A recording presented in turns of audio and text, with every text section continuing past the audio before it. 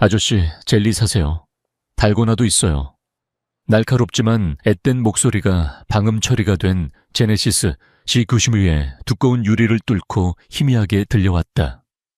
강태민은 굳은 표정으로 서류를 넘기던 손을 멈췄다. 그의 미간이 짜증으로 좁혀졌다. 대한민국에서 가장 숨막히는 곳, 저녁 6시에 테헤란로 한복판이었다.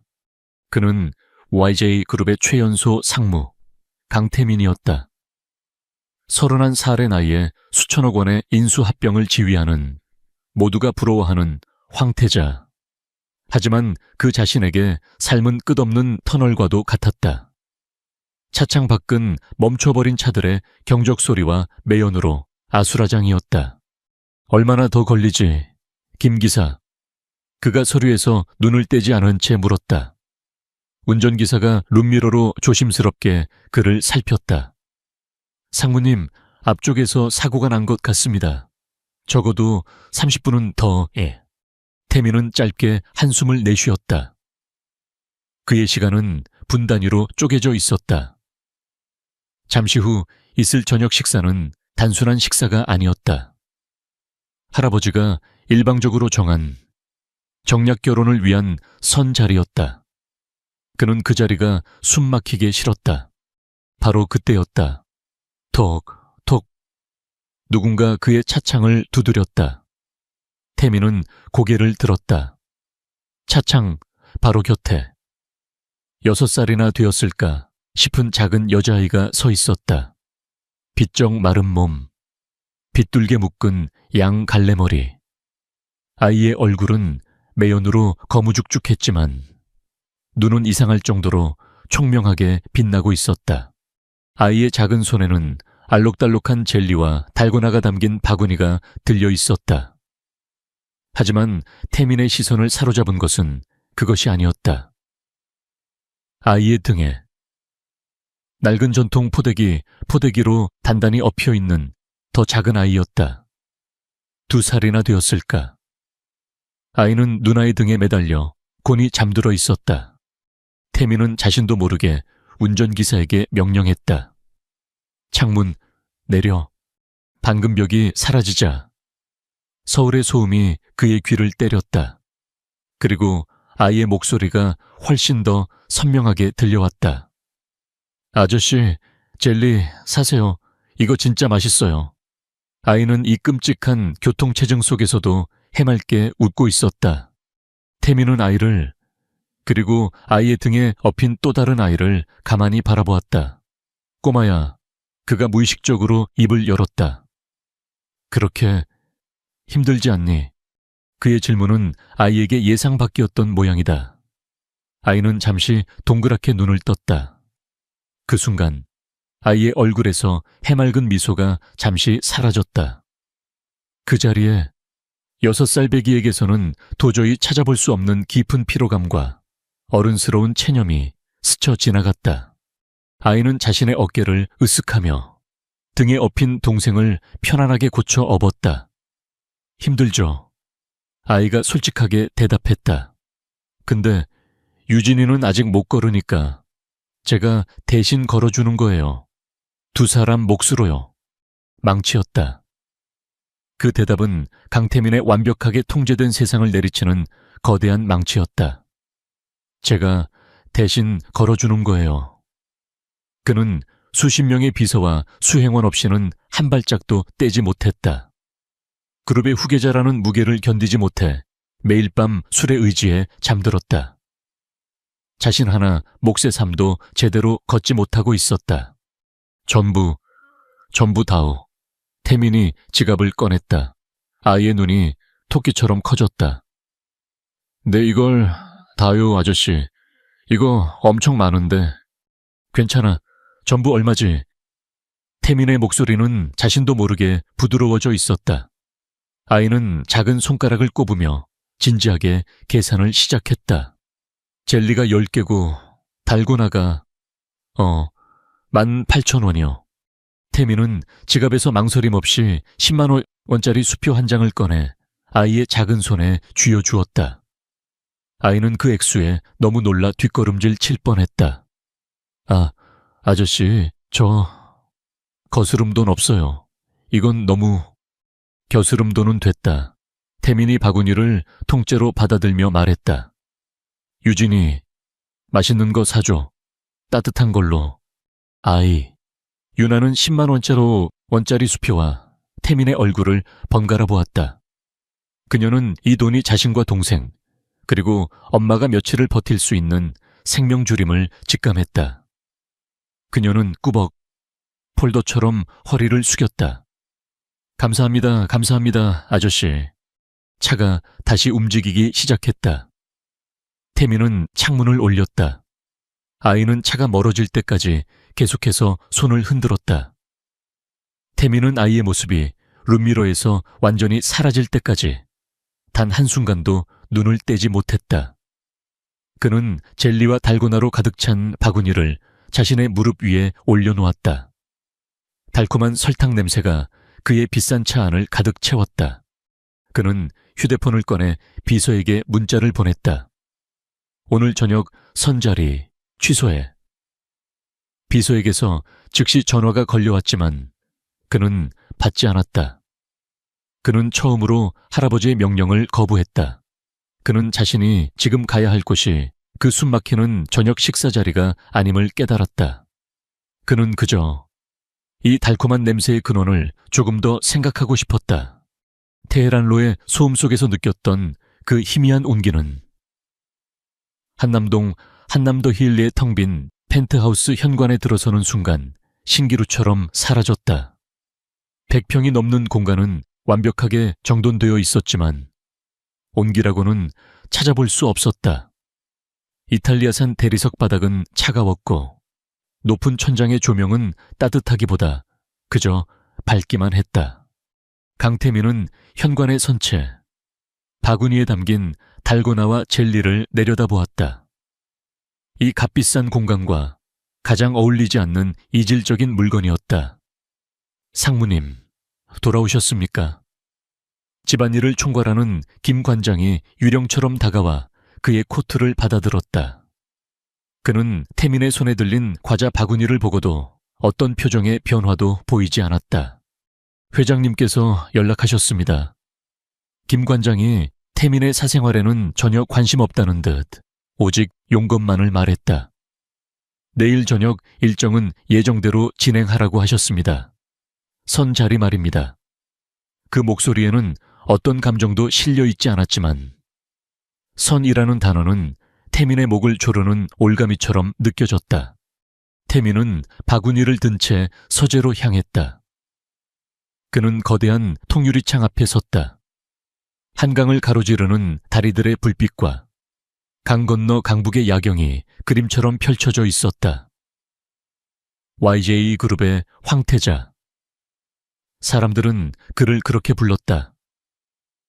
하지만 그는 자신이 이 화려한 감옥에 갇힌 죄수일 뿐이라는 것을 알았다.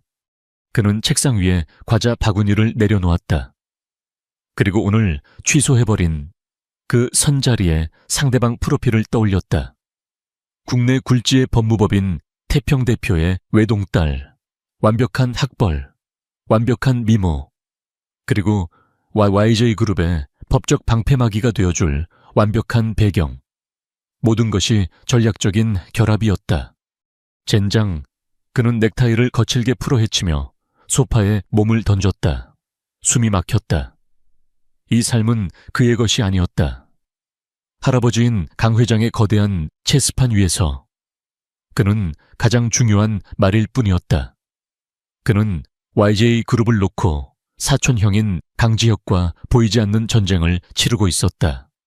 강지혁, 그는 태민과 달리 교활하고 무자비했다. 그는 태민이 그룹의 공식적인 후계자로 지목된 것을 인정하지 않았다.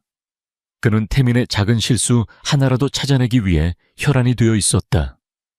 오늘 그가 선자리를 취소한 것 역시 내일 아침이면 강지혁의 귀에 들어갈 터였다. 태민은 눈을 감았다. 그러자 어둠 속에서 유나의 얼굴이 떠올랐다. 제가 대신 걸어주는 거예요.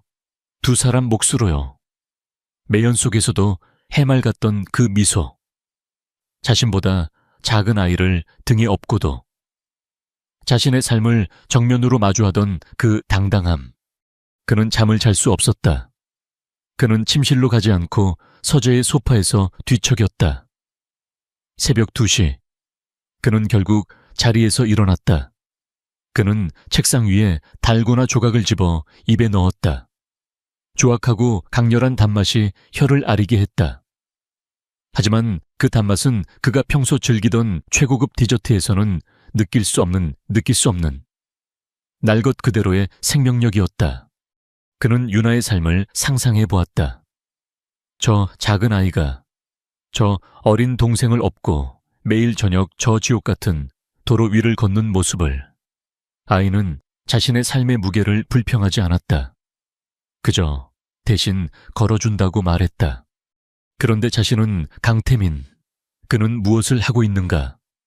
그는 이 거대한 부와 권력을 상속받기 위해 자신의 영혼을 팔고 있었다. 사랑하지 않는 여자와 결혼하고 할아버지의 꼭두각시가 되어 사촌과 진흙탕 싸움을 벌이고 있었다. 그는 유나보다 훨씬 더 무거운 것을 짊어지고 있었지만 그것은 생명이 아닌 공허함이었다. 그는 더 이상 견딜 수 없었다. 그는 이탈리아 장인이 만들었다는 수백만 원짜리 실크 파자마를 벗어 던졌다. 그리고 드레스룸 가장 깊숙한 곳, 그가 CEO가 된 이후 단 한 번도 입지 않았던 옷들을 꺼냈다. 검은색 후드티, 낡은 청바지, 그리고 먼지가 쌓인 야구 모자. 그것은 그가 대학 시절 잠시나마 자유를 꿈꾸며 입었던 옷들이었다. 완벽한 강태민 상무의 갑옷을 벗어던진 그는 그저 평범한 31살의 남자로 보였다. 그는 휴대폰과 지갑만을 챙겨들었다. 그가 서재를 나서자 소리를 듣고 나온 김 관장이 그의 복장을 보고 처음으로 당황한 기색을 보였다. 상무님, 이 시간에 어딜? 태민은 김 관장을 지나치며 처음으로 자신의 의지를 담아 말했다. 내일 아침까지 나 찾지 마시오. 할아버지께는 몸이 안 좋다고 전해. 그는 김 관장의 대답을 듣지도 않고 현관을 나섰다. 지하 주차장. 그는 운전기사가 딸린 제네시스 G90을 지나쳤다. 대신 그는 자신의 개인 차고에 잠자고 있던 눈에 띄지 않는 국산 SUV에 올라탔다. 그는 처음으로 YJ그룹의 황태자가 아닌 한 인간으로서 움직이기 시작했다. 그는 그 아이를 다시 찾아야만 했다. 그 아이의 눈에서 자신이 잃어버린 삶의 이유를 확인해야만 했다. 다음 날 정오, 강태민은 자신이 왜 이런 짓을 하고 있는지 스스로에게 되물으며 테헤란로의 인파 속을 걷고 있었다. 검은 후드티와 얼굴의 반을 가리는 야구 모자는 어젯밤의 충동적인 일탈이 아니라는 증거였다. 그는 IJ 그룹의 상무가 아닌 그저 유나라는 아이를 찾는 한 남자가 되어 거리를 헤매고 있었다. 그의 주머니 속에서는 최고급 스마트폰이 1시간째 미친 듯이 진동하고 있었다.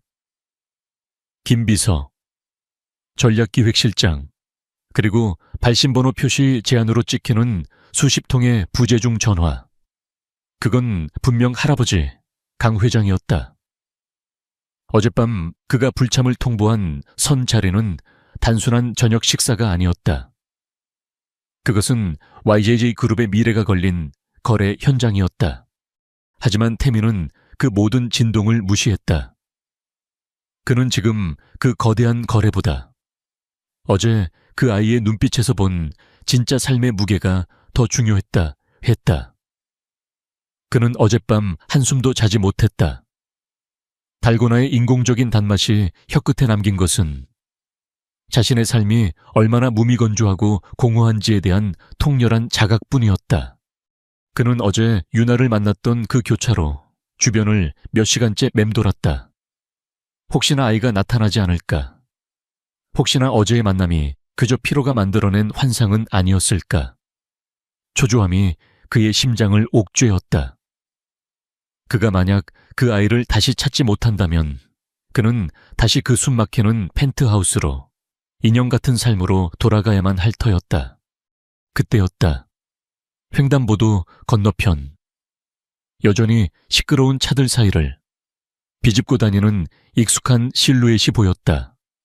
낡은 포대기, 알록달록한 바구니. 유나였다. 태민은 자신도 모르게 안도의 한숨을 내쉬었다. 그는 마치 중요한 계약을 성사시킨 사람처럼 심장이 뛰는 것을 느꼈다. 그는 횡단보도를 건너 아이에게 다가갔다. 그는 이질적인 존재였다. 최고급 운동화와 평범한 후드티의 기묘한 조합. 유나는 자신을 향해 다가오는 낯선 남자를 보고 잠시 경계하는 듯 했으나 그가 모자를 살짝 들어 올리자 금세 얼굴이 환해졌다.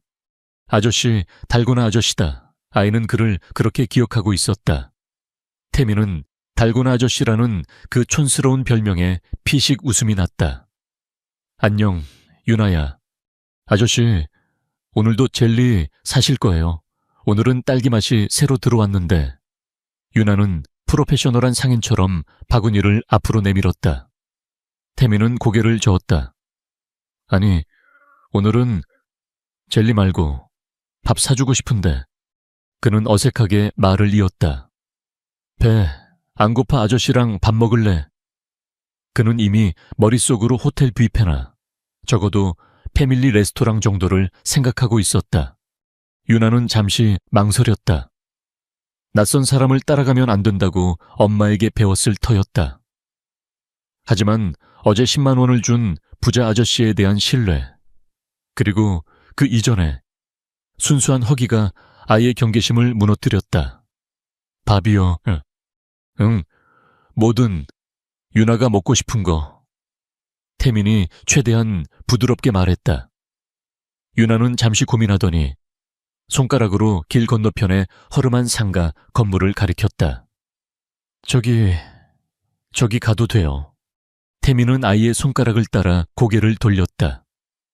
그의 시선이 닿은 곳은 붉고 노란 글씨로 쓰인 김밥 천국이라는 간판이었다. 대한민국 어디에나 있는 가장 싸고 가장 서민적인 분식집. 그의 예상은 완벽하게 빗나갔다. 그는 순간 말문이 막혔다. 저기, 돈가스가 진짜 맛있거든요. 유나가 그의 침묵을 오해한 듯 수줍게 덧붙였다. 태민은 가슴이 먹먹해지는 것을 느끼며 애써 웃었다. 그래, 가자. 아저씨도 갑자기 돈가스가 먹고 싶네. 두 사람, 그리고 등에 엎인 그의 유진이는 시끄러운 테헤란로를 가로질러 김밥 천국으로 향했다. 형광등 불빛이 환한 가게 아는 쌍합새 끼니를 때우려는 학생들과 직장인들로 북적였다. 어서 오세요. 김밥을 말던 주인 아주머니가 기계적으로 외쳤다. 아무도 그 후드티를 입은 남자가 YJ그룹의 강태민 상무라는 것을 알아보지 못했다. 그는 이 낯선 공간이 불편했지만 유나는 마치 제 집인 양 익숙하게 구석자리로 향했다. 여기 앉아요. 아저씨, 여기가 제일 따뜻해요. 메뉴판은 벽에 가득 붙어 있었다. 태민은 몇 년 만에 보는 그 조잡한 메뉴판을 멍하니 바라보았다. 유나는 망설임 없이 주문했다. 이모 여기 왕동아스 하나랑 치즈 떡볶이 하나 주세요. 그녀는 마치 큰 상이라도 받는 아이처럼 신이 나 있었다. 아저씨는요? 나는 그냥 라면 하나. 그는 자신이 마지막으로 라면을 먹은 것이 언젠지 기억조차 나지 않았다. 음식은 금방 나왔다. 유나의 얼굴만 한 거대한 왕돈가스와 붉은 소스에 치즈가 녹아내리는 떡볶이. 유나는 포크와 나이프를 집어들고도 바로 먹지 않았다. 태민은 아이가 자신을 의식해서 뜸을 들인다고 생각했다. 하지만 아이의 행동은 그의 예상을 다시 한번 벗어났다. 유나는 돈가스의 가장 부드러운 부분을 나이프로 썰기 시작했다. 그리고 그것을 자신의 앞접시에 가져와 포크와 숟가락으로 잘게 으깨기 시작했다.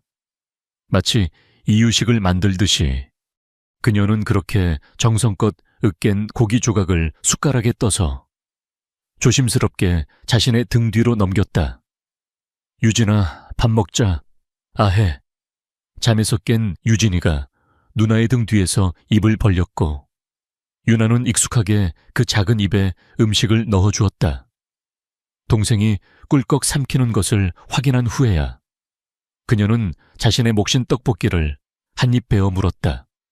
태민은 라면을 들고 있던 젓가락을 그대로 멈췄다. 그는 숨을 쉴 수 없었다. 6살짜리 아이가 자신의 음식이 식어가는 것도 모른 채 2살배기 동생의 끼니부터 챙기고 있었다. 그것은 의무감이 아니었다. 그것은 완벽한 사랑이었다. 그는 자신의 어린 시절을 떠올렸다. 최고급 유모차, 전문 보육사, 영양사가 설계한 식단, 모든 것이 완벽했지만 단 한 번도 누군가가 자신을 위해 음식을 으깨어 입에 넣어준 기억은 없었다. 그는 언제나 정해진 시간에 혼자 밥을 먹었다. 아저씨, 왜 안 먹어요? 라면 불어요. 유나가 떡볶이로 볼이 빵빵해진 채 말했다. 먹어야지. 태민은 황급히 면발을 입에 넣었다. 인공조미료의 자극적인 맛이 혀를 때렸다. 하지만 이상하게도 그가 여태껏 먹었던 그 어떤 최고급 레스토랑의 음식보다도 맛있게 느껴졌다. 그는 유나가 동생을 챙기는 모습을, 그 작은 손이 냅킨으로 동생의 입가를 닦아주는 모습을 훔쳐보았다. 그가 오늘 아침 건너뛴 선 자리는 수천억 원의 자산과 자산을 결합하는 거래였다. 하지만 지금 그의 눈앞에서는 돈으로 환산할 수 없는 가족이라는 가장 원초적인 관계가 펼쳐지고 있었다. 그는 자신의 삶이 얼마나 가짜였는지 깨달았다. 그는 이 아이에게서 무언가를 더 배워야만 했다. 이 아이의 삶을, 이 아이가 이토록 강인하게 버텨내는 이유를 알아야만 했다. 식사가 끝나갈 무렵 그는 용기를 내어 물었다. 유나야, 너희 어디 살아? 엄마는 뭐 하시는 분이야? 엄마가 어젯밤에도 기침을 많이 했어요. 유나가 떡볶이에 마지막 남은 떡을 씹으며 무심하게 말했다. 아이는 방금 전의 식사로 볼이 발갛게 상기되어 있었다.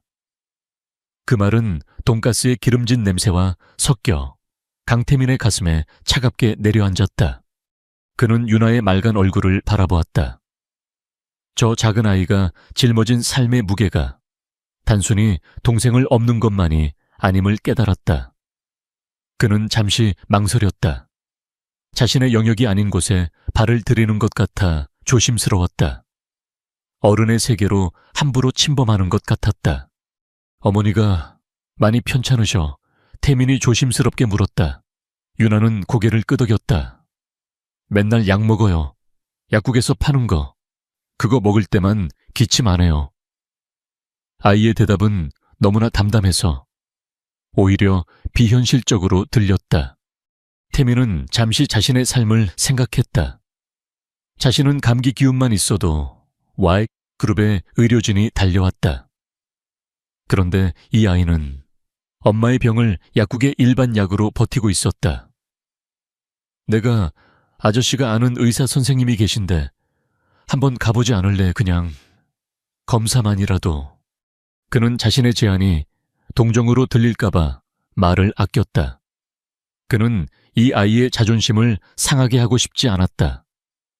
이 아이는 젤리를 팔았을지언정 구걸하지 않았다. 그는 이 작은 거인의 존엄성을 지켜주고 싶었다. 유나는 잠시 태민을 빤히 쳐다보았다. 아이는 어른의 위선을 구별하는 본능적인 감각을 지니고 있었다. 하지만 태민의 눈에는 그저 순수한 걱정만이 담겨 있었다. 지금 가실래요, 엄마? 오늘 집에 있는데. 어제 기침 많이 해서 일 못 갔어요. 태민은 망설임 없이 고개를 끄덕였다. 그래, 가자. 유나는 익숙하게 남은 음식을 비닐봉지에 쌌다. 유진이 이따 먹어야 돼요. 그녀는 동생을 고쳐 업고 식당 문을 나섰다. 태미는 계산을 마치고 아이의 뒤를 따랐다. 그들은 테헤란로의 화려한 유리빌딩 숲을 벗어나기 시작했다. 한 블록, 두 블록. 거리는 눈에 띄게 달라졌다. 최고급 외제차들이 사라진 자리에는 낡은 배달 오토바이들이 위태롭게 질주했다. 세련된 정장을 입은 직장인들 대신 무거운 짐을 든 노인들이 보도블록 위를 힘겹게 걸었다. 불과 10분 거리였지만 그곳은 다른 세상이었다. 강남이라는 화려한 섬에 가려진 또 다른 이름의 빈곤이었다. 유나는 좁고 축축한 골목으로 접어들었다. 햇빛조차 제대로 들지 않는 빌라와 다세대 주택이 미로처럼 얽힌 곳이었다. 벽에는 정체를 알 수 없는 낙서와 곰팡이가 얼룩져 있었다. 태미는 자신의 비싼 운동화가 더러운 물웅덩이에 빠지는 것을 애써 무시했다. 그는 자신의 펜트하우스 청소에만 한 달에 수백만 원이 든다는 사실을 떠올렸다. 마침내 유나가 낡은 다세대 주택 앞에서 멈췄다. 페인트가 벗겨진 붉은 벽돌 건물. 태민의 시선은 현관이 아닌 그 아래쪽을 향했다. 유나가 망설임 없이 계단 아래로 내려가고 있었다. 사람들의 발이 지나다니는 땅보다 더 낮은 곳으로. 반지하. 서울이라는 도시가 가장 가난한 이들에게 내어주는 땅보다 낮은 공간. 태민은 숨을 참았다. 계단을 내려가자마자 퀴퀴하고 축축한 곰팡이 냄새가 그의 폐를 정면으로 가격했다. 그는 이런 냄새를 한 번도 맡아본 적이 없었다. 유나는 익숙하게 녹슨 철문을 열었다. 엄마, 나왔어. 손님 데려왔어. 집 안은 밖보다 더 어두웠다. 유일한 창문은 사람들의 발이 지나다니는 지면과 맞닿아 있었고 그마저도 빗물 자국으로 얼룩져 있었다. 태미는 현관에 선 채 움직일 수 없었다. 세간이라고 할 것도 없었다. 작은 싱크대와 벽에 걸린 몇 개의 냄비, 그리고 방 한가운데 깔린 얇은 요, 그 위에 한 여자가 누워 있었다. 유진이는 어느새 깨어나 엄마의 옆에서 칭얼거리고 있었다. 유나야, 손님이라니. 콜록콜록. 여자가 몸을 일으키려 애썼지만 격렬한 기침이 그녀의 몸을 다시 무너뜨렸다. 서민서, 유나의 어머니였다. 그녀는 30도 차에 되지 않아 보였지만 지독한 피로가 그녀의 젊음을 갉아먹고 있었다. 민서는 낯선 남자의 등장에 경계심으로 가득 찬 눈빛을 보냈다. 그녀는 황급히 얇은 이불을 끌어당겨 자신의 몸을 가렸다. 누구시죠, 유나야? 이분은... 그녀의 목소리는 심하게 쉬어 있었고 두려움에 떨고 있었다. 엄마, 이 아저씨가 어제 달고나 다 사주고 오늘 돈가스 사줬어. 좋은 아저씨야. 유나가 해맑게 말했지만 민서의 경계심은 풀리지 않았다. 그녀는 이 세상에 이유 없는 호의는 없다는 것을 너무나 잘 알았다. 이런 곳까지 찾아오는 남자는 대부분 빚독촉을 하러 온 사람들이었다. 태미는 자신이 입고 있는 후드티 차림이 오히려 다행이라고 생각했다. 만약 그가 YJ그룹 상무의 모습으로 왔다면 그녀는 그를 문전박대했을 것이다. 안녕하십니까. 강태민이라고 합니다. 유나가 걱정을 많이 해서 혹시 병원에... 됐습니다. 민서의 목소리는 약했지만 단호했다. 그녀는 몸을 일으켜 앉으려 애썼다. 저희는 동정은 필요 없습니다. 돌아가 주세요. 그녀의 자존심은 이 축축한 반지하 방에서 그녀가 지킬 수 있는 유일한 것이었다. 그녀는 말을 마치자마자 다시 한번 폐를 쥐어짜는 듯한 기침을 터뜨렸다. 콜록콜록. 그녀는 이불을 붙잡고 몸을 새우처럼 말았다. 그녀의 앙상한 등이 태민의 눈에 들어왔다. 엄마, 괜찮아. 약 먹을 시간이야. 유나가 익숙하게 달려가 엄마의 등을 두드려 주었다. 그 모습에 태민은 더 이상 아무 말도 할 수 없었다. 그는 이곳에서 자신의 부하 지위가 아무짝에도 쓸모없음을 깨달았다. 그는 돈으로 이들의 자존심을 살 수 없음을 알았다. 유진이는 칭걸대다 말고 이 낯선 광경을 그저 멍하니 바라보고 있었다. 그는 조용히 자신의 지갑에서 명함 한 장을 꺼냈다. YJ그룹 상무라는 직함이 찍힌 공식 명함이 아니었다. 그가 개인적으로 사용하는 이름과 개인 전화번호만 적힌 작은 명함이었다. 그는 이들에게 자신이 상무가 아닌 강태민으로 보이고 싶었다. 그는 명함을 낡은 밥상 위에 올려놓았다. 동정이 아닙니다. 민서 씨, 유나가 저에게 큰 걸 가르쳐 줬습니다. 그는 진심을 담아 말했다. 이건 그냥 감사의 표시입니다. 의사가 필요하면, 아니, 뭐든 필요하시면 연락 주십시오. 유진이를 위해서라도. 민서는 대답하지 않았다. 그녀는 여전히 기침을 참으려 애쓰며 고개를 숙이고 있었다. 유나만이 두 사람 사이에 낯선 긴장감을 감지한 듯 맑은 눈으로 태민을 올려다보았다. 아저씨, 가시게요. 태민은 유나의 머리를 한번 쓰다듬어 주었다. 엄마 잘 돌봐드려. 아저씨, 또 올게. 그는 더 이상 머무르는 것이 예의가 아님을 알았다. 그는 조용히 자신이 들어왔던 그 어둡고 축축한 반지하 방을 빠져나왔다. 다시 지상의 밝은 빛 속으로 나왔을 때 태민은 자신이 방금 지옥의 입구를 보고 나온 것만 같았다. 곰팡이 냄새가 그의 코끝에 계속 맴돌았다. 그는 자신의 차로 돌아가는 내내 아무 생각도 할 수 없었다. 채 올라탄 그는 그제야 아침 내내 울리던 휴대폰을 확인했다. 할아버님의 긴급 호출입니다. 강지혁 상무님이 이사회 소집을. 그는 그 모든 메시지를 무시했다. 그는 김 비서에게 전화를 걸었다. 상무님 어디십니까? 회장님께서. 김 비서. 태민이 그의 말을 잘랐다. 그의 목소리는 그 어느 때보다 차갑고 단호했다. 지금 당장 강남 세브란스 병원 VIP 병동. 최고로 좋은 곳으로 하나 준비해. 그리고 서민서라는 여자, 아이가 둘인. 그는 잠시 말을 멈췄다. 그는 그들의 삶에 이렇게 함부로 개입해도 되는지 고민했다. 하지만 그는 민서의 그 끔찍한 기침 소리를 그리고 유나의 그 어른스러운 눈빛을 지울 수 없었다. 아니, 일단 대기해. 내가 다시 연락하지. 그는 전화를 끊었다. 그는 그들의 자존심을 꺾는 방식이 아닌 그들이 스스로 손을 내밀 수 있을 때까지 기다려야 한다고 생각했다. 하지만 그 기다림은 생각보다 길지 않을 것 같았다. 강태민은 반지하 방의 퀴퀴한 곰팡이 냄새가 자신의 비싼 후드티에 스며드는 것을 느끼며 차에 올랐다. 그는 시동을 걸었지만 당장이라도 YGA 타워로 돌아가 이 모든 것을 바로잡고 싶은 충동과 이 모든 것을 버리고 도망치고 싶은 충동 사이에서 망설였다. 하지만 그는 둘 다 선택할 수 없었다.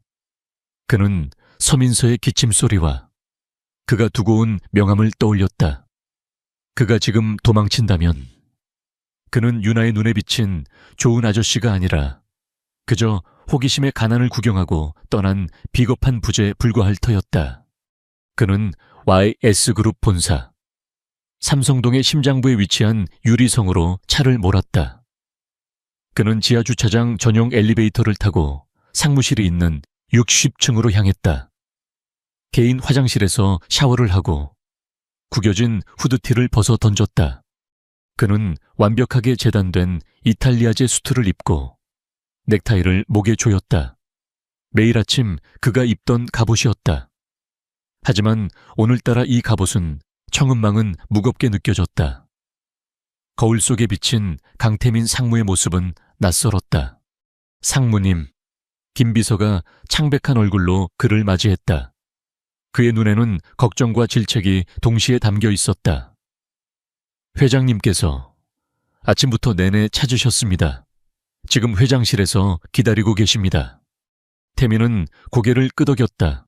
올 것이 왔다는 표정이었다. 그리고 강지혁 상무님도 먼저 가 계십니다. 김비서가 조심스럽게 덧붙였다. 태민의 걸음이 순간 멈칫했다. 사촌형 강지혁. YJ그룹의 후계자 자리를 놓고 그와 평생을 경쟁해온 남자. 지혁이 그 자리에 있다는 것은 이것이 단순한 질책이 아닌 심판의 자리가 될 것임을 의미했다. 태민은 다시 걷기 시작했다. 그의 걸음에는 더 이상 망설임이 없었다. 70층 회장실의 육중한 원목. 문이 열렸다. 방 안의 공기는 얼음장처럼 차가웠다. 그의 할아버지, YJ그룹의 창업주 강만덕 회장은 거대한 책상에 앉아 붓글씨를 쓰고 있었다. 그는 태민을 쳐다보지도 않았다. 방 안에는 먹냄새와 끓어오르는 분노의 냄새가 진동했다. 할아버지, 오셨습니까? 태민이 먼저 인사를 건넸다. 강 회장의 부시 화선지 위에서 멈췄다. 그리고 그 옆 소파에서 태민의 사촌형인 강지혁이 일어섰다. 그는 태민과 달리 완벽한 모습으로 미소를 짓고 있었다. 왔어. 태민아, 어젯밤에 무슨 급한 일이라도 있었나 보지. 할아버지께서 얼마나 걱정하셨는지 몰라. 그의 목소리는 걱정하는 듯 했지만 눈은 즐거움으로 빛나고 있었다. 그는 이 상황을 즐기고 있었다. 강 회장은 마침내 붓을 내려놓았다. 그는 벼루에 먹물이 떨어지는 소리만으로도 방 안에 모두를 제압했다. 내가 감히. 강 회장의 낮은 목소리가 방 전체를 울렸다. 네가 감히 내 얼굴에 먹칠을 해 태평 법무법인 대표와의 자리가 어떤 자리인지 잊었나. YJ 외 미래가 걸린 자리였어. 죄송합니다. 급한 일이. 태민이 변명을 시작하려 했지만 강 회장은 그의 말을 잘랐다. 급한 일. 그는 붓을 집어 던졌다. 먹물이 값비싼 화선지 위로 튀었다. 내 놈의 선 자리보다 급한 일이 이 YJ 그룹에 있기나 한가. 지혁이 교묘하게 끼어들었다. 할아버지, 진정하세요. 태민이도 생각이 있었겠죠. 설마 여자 문제라도 생긴 건 아니지. 태민아. 그는 태민을 떠보며 동시에 강 회장의 분노의 기름을 부었다. 강 회장은 그 말에 더욱 격분했다. 내 놈이 앉아있는 그 상무자리, 네가 타고 다니는 그 차니가 입고 있는 그 옷, 전부 다 누가 만들어준 거야. 이 할아비가 만들어준 거야. 그런데 감히. 그는 자리에서 일어나 태민에게 다가왔다. 그의 눈은 노쇠했지만 여전히 상대를 꿰뚫는 힘이 있었다. 내일 당장 태평 측에 사과하고 결혼 일정을 다시 잡아. 만약 또다시 내 명을 어긴다면 네가 가진 모든 것을 빼앗을 것이다. 그것은 단순한 협박이 아니었다. 그것은 이 제국의 왕이 내리는 마지막 통첩이었다. 내 그 자리는 언제든 지혁이에게 넘어가도 이상할 게 없어. 알아들어. 지혁은 그 말을 듣고 애써 미소를 감추려 애썼다. 그는 고개를 숙였지만 어깨는 승리감에 작게 떨리고 있었다. 모든 것이 그의 시나리오대로 흘러가고 있었다. 태민이 여기서 무릎을 꿇으면 그는 영원히 할아버지의 꼭두각시가 될 터였다. 태민은 조용히 서 있었다. 그는 할아버지의 분노도 지혁의 교활한 미소도 보이지 않았다. 그의 머릿속에는 오직 유나의 얼굴만이 떠올랐다. 제가 대신 걸어주는 거예요. 그 작은 아이도 자신의 삶을 위해, 동생의 삶을 위해 걷고 있었다. 그런데 자신은 이 모든 것을 가졌지만 자신은 한 번도 스스로 걸어본 적이 없었다. 할아버지. 태민이 조용히 입을 열었다. 그의 목소리는 더 이상 변명이나 두려움에 차 있지 않았다. 그 자리가 그렇게 대단한 것입니까? 방 안의 공기가 얼어붙었다. 지혁의 미소가 굳었고 강 회장의 눈이 믿을 수 없다는 듯 커졌다. 무엇이? 그 상무자리, YJ의 후계자 자리, 그게 할아버지의 인형이 되어야만 가질 수 있는 것이라면 전 필요 없습니다. 태민이 처음으로 자신의 의지를 담아 할아버지를 정면으로 바라보았다. 그는 자신의 목에 매여 있던 넥타이를 거칠게 잡아당겨 풀었다. 할아버지의 인형으로 살지 않겠습니다. 그 선언은 강 회장에게는 반역이었다. 강 회장의 얼굴이 분노로 붉게 타올랐다. 이놈이 네가 지금 제정신이야. 제정신입니다. 그 어느 때보다도요. 태민은 자신의 넥타이를 소파에 앉아있는 지역의 무릎 위로 던졌다. 그 자리가 그렇게 탐나신다면 지역이 형에게 주시지요. 태민은 더 이상 아무 말도 하지 않았다. 그는 얼어붙은 강 회장과 경악과 희열이 뒤섞인 표정의 지역을 뒤로하고 회장실 문을 향해 돌아섰다. 그는 자신의 손으로 직접 문을 열고 나갔다. 저놈 당장 잡아. 저놈의 카드 전부 정지시켜. 강 회장의 고함 소리가 등 뒤에서 들려왔지만 태민은 멈추지 않았다. 그는 엘리베이터 버튼을 눌렀다. 70층에서 1층으로 내려가는 동안 그는 처음으로 자신이 살아있음을 느꼈다. 그는 모든 것을 잃었지만 동시에 모든 것을 얻었다. 그는 마침내 자신의 몫을 걷기 시작했다. 회장실에 남겨진 지혁은 자신의 무릎 위에 떨어진 태민의 넥타이를 집어들었다. 그의 입에는 더 이상 감출 수 없는 잔인한 미소가 걸려 있었다. 멍청한 놈, 스스로 무덤을 파는군. 그는 즉시 자신의 비서를 불렀다. 강태민 상무가, 아니 강태민 씨가 어전을 만난 사람 전부 다 샅샅이 뒤져봐. 그놈이 저렇게 변한 이유가 있을 거야. 강태민은 YJ 타워의 거대한 유리문을 밀고 나왔다. 강태민 상무가 아닌 그냥 강태민으로. 그는 자신의 등에 꽂히는 수십 명의 비서실 직원들과 로비 보안팀의 경악과 혼란이 뒤섞인 시선을 느꼈다. 하지만 그는 뒤돌아보지 않았다. 삼성동의 오후 햇살은 유난히 눈부셨다. 그는 자신이 31년 만에 처음으로 스스로 걸어 나왔음을 깨달았다. 할아버지의 그림자에서, YJ라는 거대한 성에서 그는 해방감을 느꼈지만 동시에 지독한 공포를 느꼈다. 이제 그는 아무것도 아니었다. 그의 SUV가 주차된 곳으로 걸어가는 동안 주머니 속에 업무용 휴대폰이 불타는 듯이 울렸다. 김비서였다. 그는 전화를 받지 않고 전원을 꺼버렸다.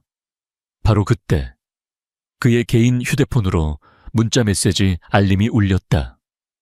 모든 법인카드의 사용이 정지되었습니다.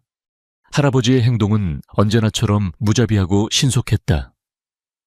그는 이제 YJ그룹의 황태자가 아니라 빈털털이었다. 물론 개인 재산이 조금 남아있긴 했지만 그룹에서 그가 누리던 모든 권력은 영이 되었다. 그는 채 올라타 조수석에 놓인 달고나 바구니를 멍하니 바라보았다. 그는 대체 무엇을 위해 이 모든 것을 걷어찬 것일까? 고작 이 달고나의 단맛 아니면 그 반지하의 퀴퀴한 곰팡이 냄새 때문에 그는 자신의 충동적인 반항이 얼마나 어리석었는지 잠시 후회했다. 그는 모든 것을 잃었다. 바로 그때 그가 서민서에게 건넸던 개인 휴대폰이 울렸다. YJ그룹 사람들은 아무도 모르는 그의 유일한 번호였다. 그의 심장이 거칠게 뛰기 시작했다. 그가 전화를 받기 전 그는 두려웠다. 그녀가 명함을 버렸을까봐 혹은 그저 돈을 요구할까봐. 그는 망설이다 통화 버튼을 눌렀다. 수화기 너머로 들려온 것은 민서의 쉬어버린 목소리가 아니었다. 그것은 아이오 찢어질 듯한 비명이었다. 아저씨, 유나였다. 유나야, 왜 그래? 무슨 일이야? 태민이 소리쳤다. 아이는 공포에 질려 제대로 말을 잇지 못했다. 엄마가 엄마가 숨을 안 쉬어요, 아저씨. 빨리 와주세요, 엄마가. 차가워요. 태민의 머릿속을 맴돌던 모든 후회와 의심이 그 비명 한마디에 산산조각 났다. 그는 자신이 왜 YJ타워를 걸어 나왔는지 깨달았다. 그는 무언가로부터 도망친 것이 아니었다. 그는 이곳으로 달려가기 위해 나온 것이었다. 저기 꼼짝 말고 있어. 아저씨가 지금 갈게. 멜비19 불렀어. 몰라요. 전화기가, 돈이 없어요. 아이가 울부짖었다. 유나는 근처 공중전화에서 어제 그가 주었던 돈의 잔돈을 긁어모아 전화를 건 것이었다. 태민은 SUV에 시동을 걸었다. 그는 더 이상 YG의 후계자가 아니었지만 상관없었다. 그는 미친 듯이 엑셀을 밟았다. 테헤란로의 정체는 지옥이었지만 그는 갓길과 버스 전용 차선을 가리지 않고 질주했다. 경적 소리가 사방에서 울렸지만 그의 귀에는 유나의 울음소리 외에는 아무것도 들리지 않았다. 그 끔찍한 곰팡내 나는 골목. 그는 차를 거의 내던지다시피 세우고 반지하의 녹슨 철문으로 뛰어들었다. 문은 열려 있었다. 유나야, 그가 집 안으로 들어섰을 때 그는 자신의 눈앞에 펼쳐진 광경에 숨이 멎었다. 서민서는 차가운 방바닥에 쓰러져 있었다. 그녀의 얼굴은 창백하다 못해 파랗게 변해 있었다. 숨소리는 거의 들리지 않았다. 유진이는 엄마가 이상하다는 것을 아는지 칭걸대지도 못하고 엄마의 옷자락을 붙잡은 채 겁에 질려 떨고 있었다. 유나는 공중전화에서 달려온 듯 숨을 헐떡이며 오빠의 곁에서 울고 있었다. 태민은 119를 기다릴 시간이 없다는 것을 직감했다. 유나야 옷, 엄마 옷. 그는 소리치며 민서의 곁에 있던 얇은 담요를 집어들었다. 그는 그녀의 앙상한 몸을 들어 올렸다. 깃털처럼 가벼웠다. 그는 그녀가 이미 죽은 것은 아닌지 끔찍한 공포에 휩싸였다. 유진이 안아 빨리. 그는 한 팔로 민서를 안고 다른 팔로 유진이를 낚아채듯 안아들었다. 유나야 아저씨 따라와 뛸 수 있지. 그는 유나의 대답을 듣지도 않고 밖으로 뛰쳐나갔다. 그는 SUV의 뒷좌석에 민서와 아이들을 거의 던지다시피 태웠다. 그는 다시 운전석에 올라타 서울대학교 병원 응급실을 향해 질주했다. 그는 운전하는 내내 백미러로 민서의 상태를 확인했다. 그녀는 여전히 미동도 없었다. 죽으면 안 돼. 제발. 그는 자신도 모르게 중얼거렸다. 그가 병원 응급실 입구에 차를 세웠을 때 그는 자신이 아직 YJ의 강태민임을 잠시 떠올렸다. 그는 민서를 다시 안아들고 응급실 문을 향해 고함을 질렀다. 여기 의사 당장 불러 환자 숨 안 쉬어. 그의 본능적인 권위와 절박함이 응급실의 모든 의료진을 긴장시켰다. 간호사들과 의사들이 순식간에 몰려나와 그녀를 이동 침대에 눕혔다. 보호자분, 환자 정보가 몰라. 서민서 30살. 아니 29 폐렴 영양실조 모든 해 당장. 태민이 소리쳤다. 그는 자신의 법인카드가 정지되었다는 사실을 떠올렸다. 그는 주머니에서 자신의 유일한 개인 블랙카드를 꺼내 간호사에게 던졌다. 돈은 상관없어. 살려내. 무조건 살려내. 의료진이 민서를 데리고 제세동기를 외치며 수술실 안으로 사라졌다. 응급실 입구에는 태민과 유나, 유진이만 덩그러니 남았다. 태민은 그제야 자신이 땀과 눈물 그리고 반지하의 먼지로 범벅이 되어 있음을 깨달았다. 그는 바닥에 주저앉았다. 유진이는 너무 놀라 울음도 터뜨리지 못하고 아빠의 다리를 붙잡았다. 그리고 유나, 그 작은 아이는 이 모든 끔찍한 과정 내내 울음을 터뜨리지 않았다. 그녀는 동생을 챙기고 엄마를 걱정하며 아저씨를 부르는 임무를 수행 중이었다. 하지만 이제 모든 것이 멈추자 아이는 자신의 앞에 서 있는 태민을 올려다보았다. 그녀의 커다란 눈에는 6살 아이가 감당할 수 없는 거대한 공포가 담겨 있었다. 아이는 떨리는 입술을 열었다. 아저씨, 아이가 태민의 더러워진 후드티 자락을 붙잡았다. 우리 엄마 죽는 거예요. 그 질문, 그 작은 목소리에 담긴 절망이 태민의 심장을 꿰뚫었다. 그는 방금 자신의 모든 것을 잃었다고 생각했다. 하지만 이 아이는 정말로 모든 것을 잃을 위기에 처해 있었다. 태민은 아이의 눈높이에 맞춰 무릎을 꿇어 얹다. 그는 두 아이를 자신의 품에 끌어안았다. 유나의 작은 몸이 그제야 안도한 듯 가늘게 떨리기 시작했다. 태민은 아이의 머리를 쓰다듬으며 자신의 목소리가 떨리지 않기를 바라며 말했다. 아니, 그는 자신의 모든 것을 걸고 이 아이에게 생애 첫 번째 진짜 약속을 했다. 아저씨가 절대로 그렇게 안 되게 할게. 내가 약속해. 그는 자신이 YJ그룹의 후계자 자리를 잃은 것이 아니라 이 아이들의 보호자가 될 자격을 얻었음을 깨달았다. 서울대학교 병원 응급실의 공기는 살균 소독약 냄새와 보이지 않는 죽음의 공포로 팽팽하게 당겨져 있었다. 강태민은 땀과 먼지로 얼룩진 후드티 차림으로 수술실 문 앞에서 꼼짝도 하지 못했다. 그의 발밑에는 겁에 질린 유진이가 매달려 있었고 그의 옆에는 텅 빈 눈에 유나가 서 있었다.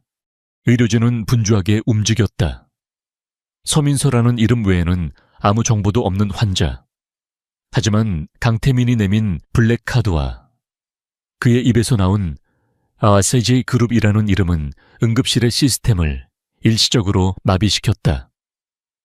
최고의 의료진이 긴급 호출되었고 온갖 첨단 장비가 그녀에게 연결되었다. 1시간이 지났을까? 수술실 문이 열리고 주치의로 보이는 중년의 의사가 피곤한 얼굴로 걸어 나왔다. 그는 마스크를 벗으며 태민에게 다가왔다. 보호자분 되십니까? 네. 환자 상태는 태민의 목소리가 급하게 튀어나왔다. 의사는 고개를 저었다. 솔직히 말씀드리면 매우 위독합니다. 급성 폐렴에 의한 호흡 부전. 심각한 영양실조로 인한 전신 쇠약 상태입니다. 조금만 더 늦었더라면 장담할 수 없었습니다. 그의 목소리는 무거웠다. 유나가 그 말을 들었는지 태민의 옷자락을 더욱 세게 움켜쥐었다. 아이는 울지 않았지만 그 작은 몸이 공포로 미세하게 떨리고 있었다. 의사는 아이를 발견하고 잠시 말을 멈췄다가 목소리를 낮춰 말을 이었다.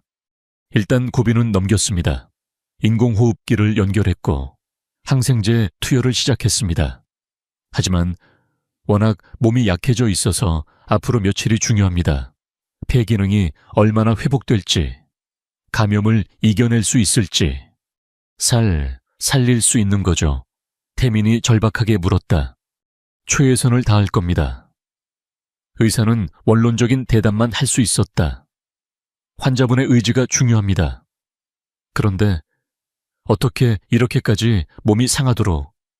의사는 말을 아꼈다. 그가 본 환자의 상태는 단순한 병이 아니라 삶 자체가 만들어낸 상처처럼 보였다. 의사는 다시 수술실로 들어갔다. 응급실 복도는 다시 태민과 두 아이만이 남았다. 싸늘한 정적이 그들을 덮쳤다.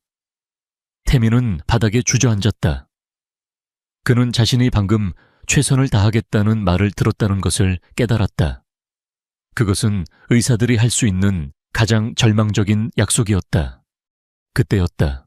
유나가 떨리는 작은 목소리로 그의 심장을 꿰뚫는 질문을 던졌다. 아저씨, 아이가 태민의 더러워진 후드티 자락을 붙잡았다. 우리 엄마 죽는 거예요. 그 질문, 6살 아이의 입에서 나온 그 잔인하고 직접적인 질문 앞에 태민은 할 말을 잃었다. 그는 평생 협상 테이블에서 수많은 위기를 넘겨왔지만 이 작은 아이의 눈을 보며 거짓말을 할 수는 없었다. 그는 무릎을 꿇었다. 아이의 눈높이에 맞춰 그는 두 아이, 유나와 그의 다리에 매달린 유진이를 자신의 품에 끌어안았다. 아이들의 작고 차가운 몸이 그의 품 안에서 떨리고 있었다. 아니, 태민이 말했다. 그의 목소리는 낮았지만 그 어떤 비즈니스 계약보다 더 단호한 무게가 실려 있었다. 그는 자신의 모든 것을 걸고 이 아이들에게 생애 첫 번째 진짜 약속을 했다. 아저씨가 절대로 그렇게 안 되게 할게. 그는 잠시 숨을 골랐다. 그는 자신이 YJ그룹의 상무자리보다 더 무거운 책임을 짊어지고 있음을 깨달았다. 그는 이 아이들의 마지막 희망이었다. 내가 약속해. 유나는 대답하지 않았다. 그저 태민의 품에 얼굴을 묻고 참아왔던 눈물을 터뜨리기 시작했다. 아이의 뜨거운 눈물이 그의 후드티를 적셨다. 유진이도 누나의 울음소리에 따라 서럽게 울기 시작했다. 태민은 두 아이를 그저 말없이 아주 오랫동안 안아주었다. 그는 자신이 YJ그룹의 후계자 자리를 잃은 것이 아니라 어쩌면 이 아이들의 보호자가 될 자격을 얻었을지도 모른다고 생각했다. 그의 차가웠던 심장이 아이들의 눈물 속에서 아주 조금씩 녹아내리고 있었다. 그날 밤 태민은 결정을 내렸다. 그는 김 비서에게 전화하지 않았다. 할아버지에게 연락하지도 않았다. 그는 자신의 개인 비서에게 전화를 걸어 딱 한 가지 지시를 내렸다. 내일 아침까지 내 펜트하우스에 아이들 방 2개를 준비해. 모든 필요한 물품과 함께. 그는 서민서가 깨어나기를 기다리는 동안 이 아이들을 다시 그 지옥 같은 반지하로 돌려보낼 수 없었다. 그가 YJ의 강태민이든 아니든 상관없었다. 그는 약속했다. 그리고 그는 자신의 약속을 지킬 생각이었다. 그는 아이들을 데리고 병원을 나섰다. 한남동의 그 차가운 궁전으로. 하지만 오늘은 그곳이 조금은 달라질 것 같았다. 강태민의 펜트하우스. 한남동의 밤하늘을 독차지한 그 거대한 유리성은 처음으로 낯선 생명체들의 소리로 채워졌다. 김 관장이 하룻밤 만에 최고급으로 준비한 아이들 방은 소용이 없었다. 유진이는 낯선 천장의 무늬가 무서워 자지러지게 울었다. 그 울음소리는 태민이 평생 들어온 그 어떤 소리보다도 날카롭고 절박했다. YJ그룹의 수천억 원짜리 딜을 지휘하던 그는 정작 우는 아이 하나를 달래는 방법조차 몰랐다. 그는 와인셀러에서 가장 비싼 와인을 찾는 것보다 더 절박하게 분유를 탔다. 하지만 유진이는 젖병을 거부했다. 그때 잠에서 깬 유나가 비틀거리며 거실로 걸어 나왔다. 아이는 몽유병 환자처럼 본능적으로 동생에게 다가갔다. 유진아, 쉬, 괜찮아. 누나 여기 있어. 유나는 태민의 손에서 젖병을 받아들었다. 그리고 익숙하게 동생을 안아들고 젖병의 온도를 자신의 손목에 확인했다. 아저씨, 너무 뜨거워요. 아기들은 이렇게 뜨거운 거 못 먹어요. 6살 아이가 31살의 어른을 꾸짖었다. 태민은 자신의 얼굴이 붉어지는 것을 느꼈다. 그는 방금 자신이 얼마나 무력하고 쓸모없는 존재인지 깨달았다. 그는 유나가 능숙하게 동생에게 젖병을 물리고 등을 토닥이며 재우는 모습을 멍하니 바라볼 뿐이었다. 결국 그날 밤 아이들은 태민의 거대한 침대에서 잠들었다. 유나는 동생을 그리고 태민의 옷자락을 꼭 붙잡고서야 잠이 들었다. 태민은 차가운 거실 소파에서 뜬 눈으로 밤을 지새웠다. 그의 집에서 그는 이방인이 되었다. 아침이 밝았다. 새롭게 고용된 전문 베이비시터가 도착했지만 유진이는 낯선 사람의 손길을 거부하며 울기 시작했다. 유나는 이미 동생의 기저귀를 갈고 있었다. 아저씨, 기저귀 좀 가져다 주세요. 저기 서랍에 있어요. 태민은 자신의 드레스룸보다 더 큰 아이들 방에서 수십 종류의 기저귀 중 유나가 말한 것을 찾기 위해 허둥댔다.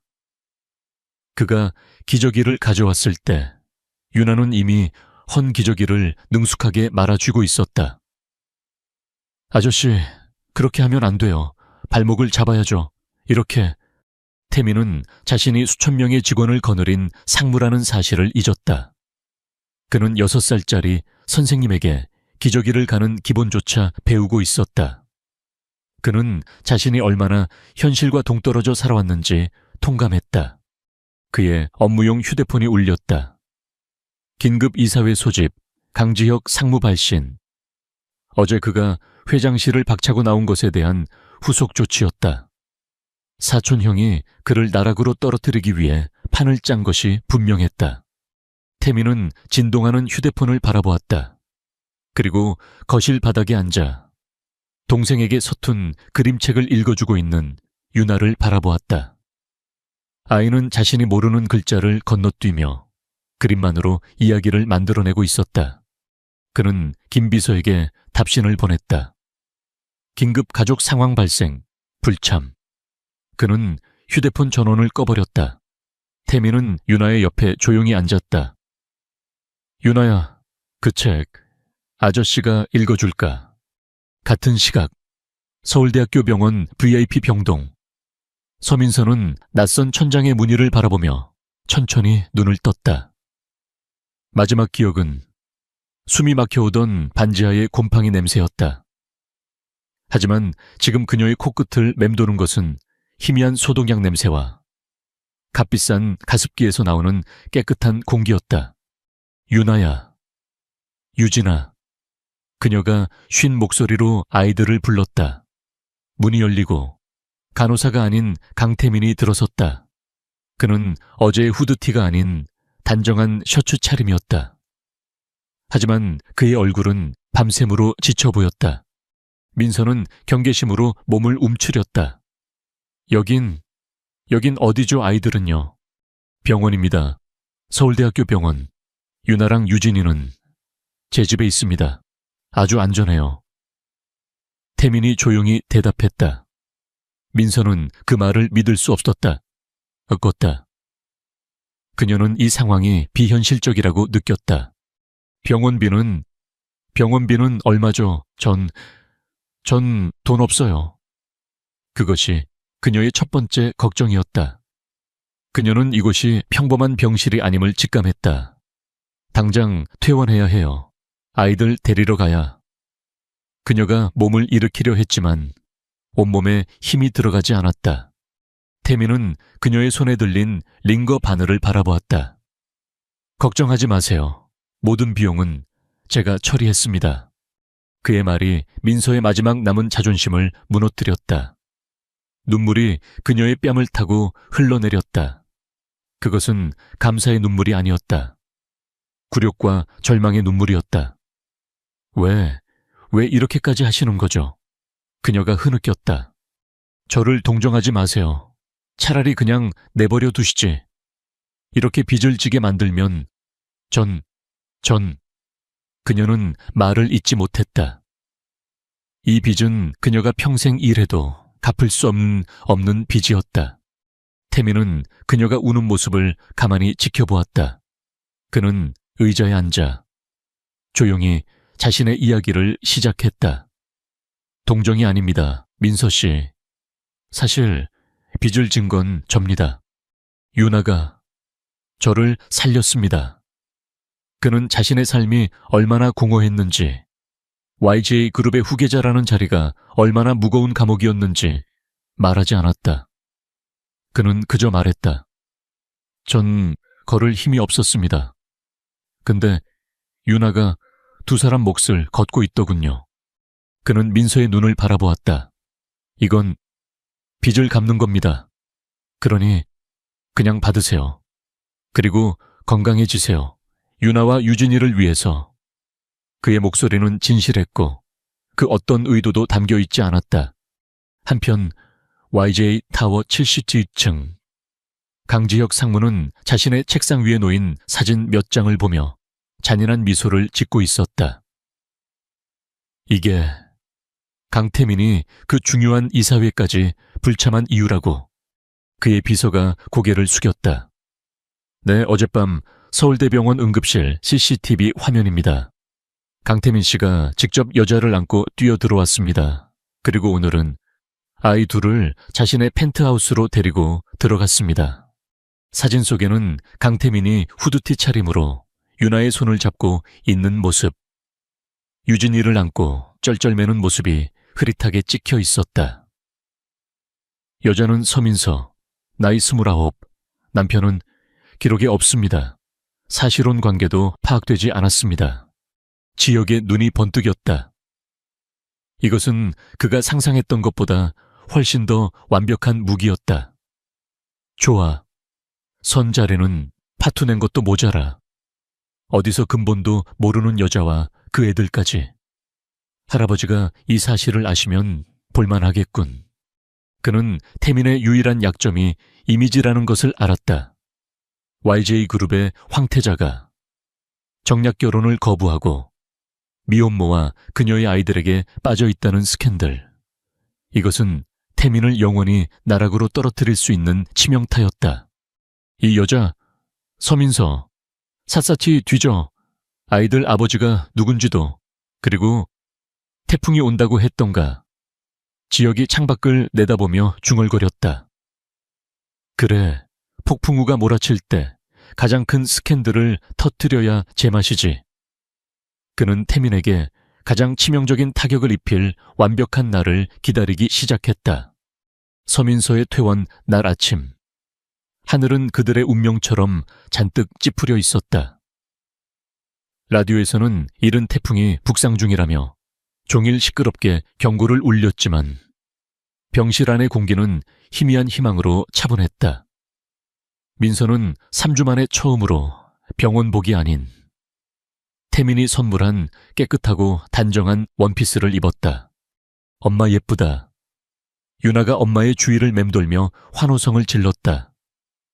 민서는 어색하게 웃으며 자신의 뺨을 만졌다. 제대로 된 영양 공급과 휴식으로 그녀의 뺨에는 혈색이 돌아와 있었다. 그녀는 더 이상 반지하의 절망에 찌든 여자가 아니었다. 강태민은 훌쩍 자란 듯 단 유진이를 안아들고 그 모습을 조용히 바라보았다. 지난 3주간 그의 삶은 송두리째 바뀌어 있었다. 그는 YG그룹의 모든 직함을 박탈당했다. 할아버지의 분노는 태풍보다 무서웠고 그의 모든 법인 카드와 권한은 정지되었다.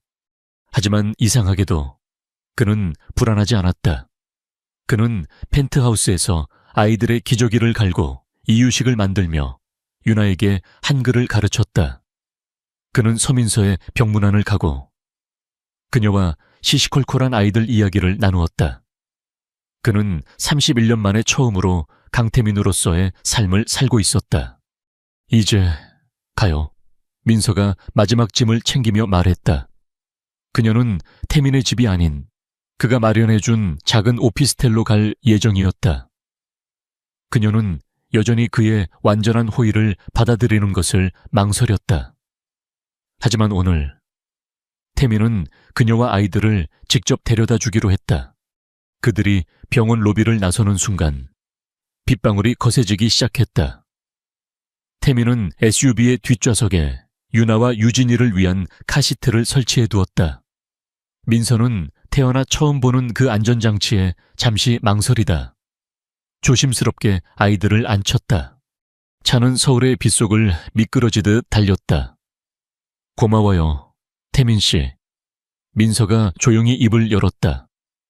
이 빚을 어떻게 다 갚아야 할지. 빚이라고 생각하지 말아요. 태민이 운전대를 잡은 채 말했다. 그냥 기회라고 생각해요.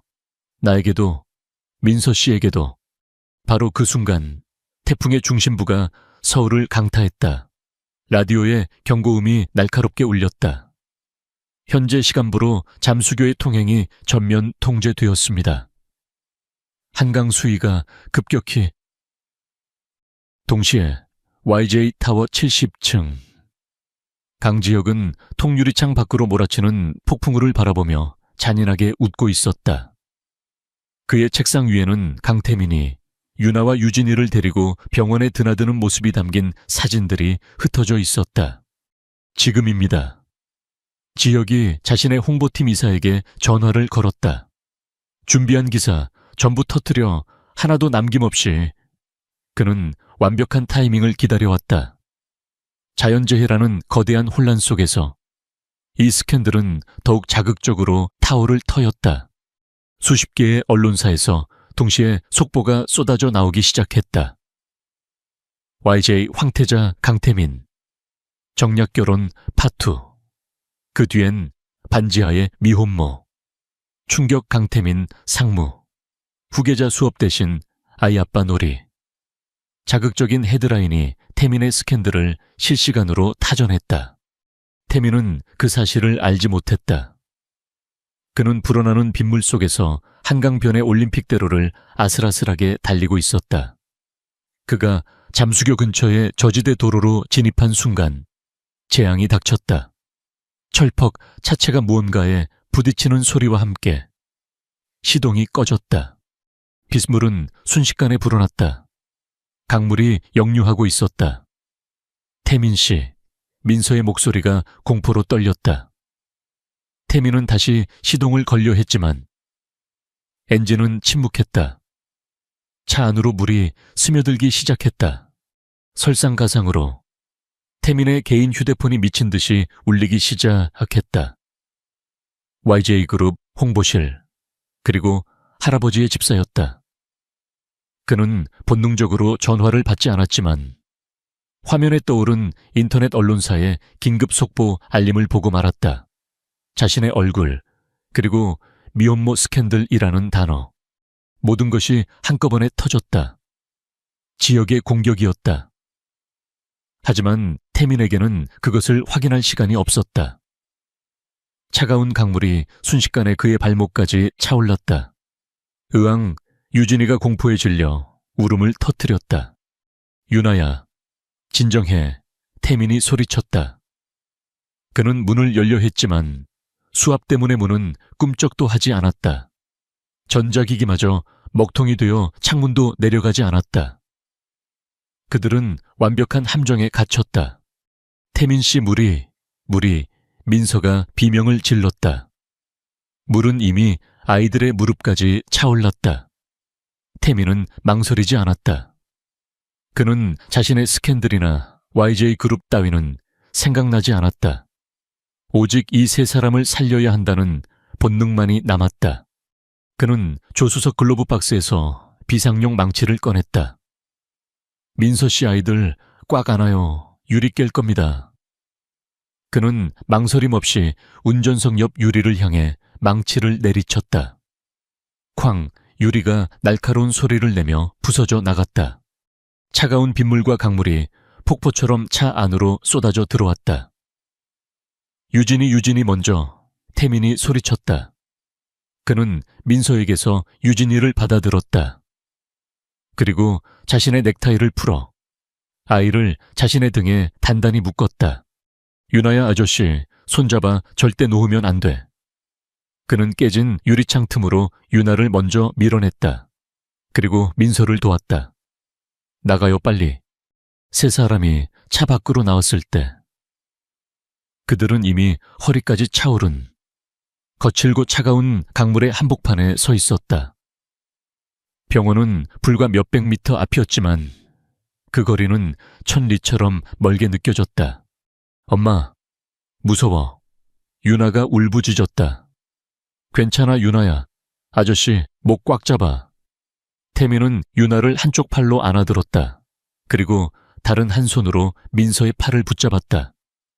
그는 등에 유진이를 업고 팔에 유나를 안고 손으로 민서를 이끌고 미친 듯이 몰아치는 물살을 헤쳐나가기 시작했다. 같은 시각 병실에서 퇴원 수속을 밟고 있던 민서는 창밖을 내다보다가 경악했다. 병원 앞 도로가 거대한 강으로 변해 있었다.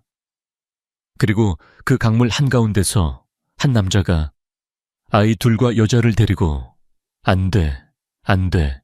그녀는 창문에 매달려 비명을 질렀지만 방음창은 그녀의 목소리를 가두었다. 태민은 사투를 벌였다. 물살은 그가 상상했던 것보다 훨씬 더 거셌다. 떠내려오는 부유물들이 그의 다리를 쳤다. 그는 더 이상 YJ의 황태자가 아니었다. 그는 세 사람의 목숨을 짊어진 한 명의 남자였다. 조금만 더. 그는 이를 악물었다. 그의 몸은 이미 감각이 없을 정도로 차가웠지만 등에 업힌 유진이의 청화, 품에 안긴 유나의 떨림이 그를 앞으로 나아가게 했다. 마침내 그의 발이 병원 입구의 높은 연석에 닿았다. 그는 거의 기어오르다시피 로비로 굴러 들어왔다. 물에 빠진 생쥐꼴이었다. 그는 유나를 내려놓고 등에 업었던 유진이를 풀었다. 그리고 그대로 바닥에 쓰러져 거친 숨을 몰아쉬었다. 유나와 유진이는 겁에 질려 울고 있었지만 안전했다. 민서는 그 자리에 주저앉아 다리가 풀린 채 오열했다. 응급실 간호사들과 보안 요원들이 놀라 달려 나왔다. 그때였다. 로비의 대형 TV 화면이 바뀌었다. 긴급 속보라는 자막과 함께 태민 자신의 얼굴이 화면을 가득 채웠다. YJ 그룹 강태민 상무, 미혼모 스캔들, 그룹 경영권 포기하나. 태민은 젖은 머리카락을 쓸어 올리며 그 뉴스를 멍하니 바라보았다. 그는 완벽하게 파멸했다. 그의 사회적 명예는 이 폭풍우 속에서 흔적도 없이 사라졌다. 하지만 그는 웃음이 났다. 그는 고개를 돌려 자신을 껴안고 울고 있는 유나와 유진이, 그리고 민서를 바라보았다. 그는 세상의 눈에는 망가졌을지 몰라도 처음으로 무언가를 지켜내는데 성공했다. 그는 자신이 잃어버린 모든 것보다 지금 품에 안은 이 생명들이 비교할 수 없을 만큼 소중하다는 것을 깨달았다. 다음 날 아침 YJ그룹의 임시 주주총회장은 살얼음판 위를 걷는 듯 탄 긴장감으로 가득 찼다. 태풍은 지나갔지만 그룹의 명운을 뒤흔들 경영자 스캔들이라는 더 큰 폭풍이 몰아치고 있었다. 모든 주주와 이사진, 그리고 수십 명의 기자들이 강태민 상무의 해임안을 논의하기 위해 모였다. 단상에 선 것은 강지혁 상무였다. 그는 완벽하게 다려진 수트를 입고 승자의 여유로운 미소를 짓고 있었다. 그는 어젯밤 강태민이 폭풍우 속에서 겪었을 사투 따위는 안중에도 없었다. 존경하는 주주 여러분, 어제 보도된 내용은 모두 사실입니다. 그의 목소리는 비장했지만 기쁨을 감추지 못했다. YJ그룹의 황태자이자 제 사촌인 강태민 상무는 그룹의 명예를 실추시킬 뿐만 아니라 도덕적 해이가 극에 달했습니다. 거대한 스크린에 사진들이 떠올랐다. 강지혁이 비밀리에 수집한 증거들이었다. 강태민이 반지하 방에 들어서는 흐릿한 사진, 그가 병원 응급실에서 서민서를 안고 뛰어들어오는 사진, 그리고 펜트하우스에서 유나와 유진이를 돌보는 모습까지. 회의장이 술렁였다. 저 여자가 누군데? 정략 결혼은 거부하더니 저런 여자와. 강지혁은 이 반응을 기다렸다는 듯 결정타를 날렸다. 저는 YJ그룹의 이미지를 회복하고 주주님들의 가치를 보호하기 위해 강태민 상무의 즉각적인 해임을 정식으로 건의합니다. 바로 그 순간 회의장에 육중한 뒷문이 열렸다. 모든 시선이 그곳으로 향했다. 강태민이었다. 그는 어젯밤의 그 모습 그대로였다. 빗물에 젖었다. 마른 셔츠, 구겨진 바지. 그의 머리는 엉망이었고 얼굴은 밤샘으로 지쳐 있었다. 그는 완벽한 패배자의 모습이었다. 강지혁의 미소가 더욱 짙어졌다. 그는 태민이 변명이라도 하러 온 줄 알았다. 태민은 그 수많은 시선을 뚫고 주주들의 질책과 기자들의 플래시 세례를 묵묵히 받으며 단상으로 걸어 나왔다. 그는 강지혁의 옆에 섰다. 강지혁 상무 말이 맞습니다. 태민의 첫마디는 모두의 예상을 뒤엎었다. 저는 YJ 상무로서의 임무를 방기했습니다. 회의장이 다시 한번 술 넘겼다. 하지만 그가 말한 이유 때문은 아닙니다. 태민은 기술팀을 향해 손짓했다. 강지혁이 띄운 자극적인 사진들이 사라졌다. 그리고 스크린에는 단 한 장의 사진이 떠올랐다. 태민이 처음 유나를 만났던 날 몰래 찍어두었던 사진. 테헤란로 한복판에서 유나가 동생 유진이를 업고 달고나 바구니를 든 채 웃고 있는 모습이었다. 태민은 마이크를 잡았다. 그의 목소리는 지쳐 있었지만 그 어느 때보다 단단했다. 이 아이는 6살입니다. 그는 조용히 이야기를 시작했다. 저는 이 아이를 테헤란로 한복판에서 만났습니다. 저는 이 아이에게 물었습니다. 힘들지 않니? 회의장의 모든 소음이 멎었다. 이 아이는 힘들죠. 근데 유진이는 아직 못 걸으니까 제가 대신 걸어주는 거예요. 라고 했습니다. 태민은 잠시 숨을 골랐다. 6살짜리 아이가 두 사람의 몫을 걷고 있었습니다. 그는 단상에 앉아있던 할아버지, 강만덕 회장을 바라보았다. 저는 31살입니다. 저는 YJ의 황태자라는 짐이 무겁다며 매일 밤 술에 취해 잠들었습니다. 저는 제목 하나도 제대로 걷지 못했습니다. 그의 고백에 강지혁의 얼굴이 당황으로 굳어지기 시작했다. 이것은 그가 예상한 시나리오가 아니었다. 어제 저는 폭풍우 속에서 이 아이들과 어머니를 구했습니다. 아니요, 사실은 그들이 저를 구했습니다. 태민은 다시 주주들을 바라보았다. YJ그룹 상무이사 강태민, 오늘부로 그 직을 내려놓겠습니다. 모두가 경악했다. 대신 그가 말을 이었다. 저는 YJ 복지재단의 이사장직을 맡고자 합니다. 그는 스크린 속에 유나를 가리켰다. 더 이상 두 사람 몫을 걷는 아이들이 이 도시에 없도록 그 몫을 YJ가 걷겠습니다. 강지혁이 비웃으며 끼어들려던 순간이었다. 됐다. 모든 시선이 상석에 앉아있던 강만덕 회장에게 향했다.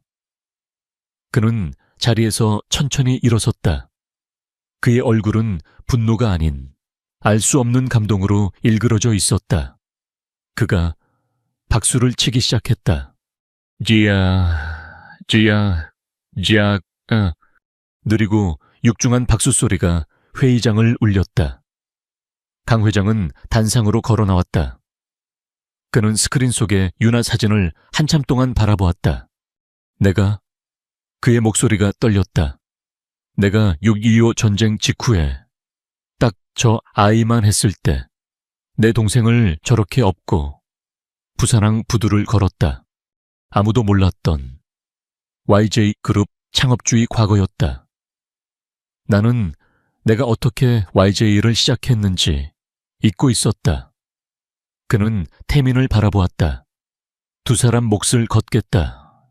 그의 시선이 얼음장처럼 차가워지며 강지혁을 향했다. 지혁이 넌 그가 불호령을 내렸다.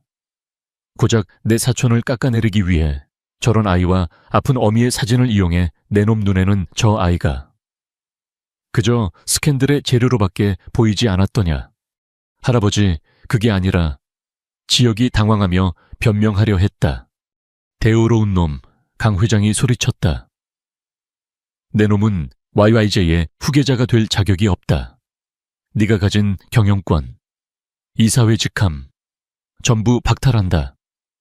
당장 이사회에서 해임하고 내 눈앞에서 썩 꺼져. 보안 요원들이 달려와 패닉에 빠진 강지혁을 끌어냈다. 회의장은 완벽한 사이다의 순간을 목격했다. 강 회장은 다시 태민을 바라보았다. 그의 눈에는 처음으로. 진정한 후계자를 보는 듯한 만족감이 담겨 있었다. 강태민 상무, 그가 말했다. 아니, YJ그룹 부회장으로 임명한다. 네, 하지만 저는 태민이 당황했다. 복지재단 좋아. 그룹의 전폭적인 지원을 약속하지. 하지만 네가 있어야 할 곳은 거기만이 아니다. 강 회장이 태민의 어깨를 붙잡았다. 사람의 몫을 짊어질 줄 아는 놈. 그런 놈이 Y의 진짜 주인이다. 1년 후, 어느 주말 오후, 동네에 허름하지만 정겨운 중국집, 시끄러운 짜장면 냄새가 가득했다. 한쪽 구석 테이블에 가장 행복해 보이는 가족이 앉아 있었다. 유진아, 아이고, 얼굴에 다 묻었네. 강태민이 웃으며 물티슈로 유진이의 얼굴을 닦아주었다. 그는 값비싼 수트 대신 편안한 스웨터 차림이었다. 유진이는 이제 제법 잘 걸어다니며 짜장면을 향해 돌진하고 있었다. 엄마, 나 군만두 더 먹을래요. 박서연의 품에 안겨있던 유나가 이제는 교복을 입은 씩씩한 초등학생이 되어 외쳤다. 서민서는 건강을 되찾고 YJ 복지재단의 실무팀장이 되어 있었다. 그녀는 태민을 바라보며 따뜻하게 웃었다. 그들은 더 이상 부회장과 수혜자가 아니었다. 그들은 그저 서로의 몫을 함께 짊어지고 걷는 가족이었다. 태민은 짜장면을 입에 가득 문 유진이를 높이 들어 올렸다. 아이의 웃음소리가 가게 안을 가득 채웠다. 태민은 생각했다. 나는 드디어 내 사람의 몫을 걷고 있습니다.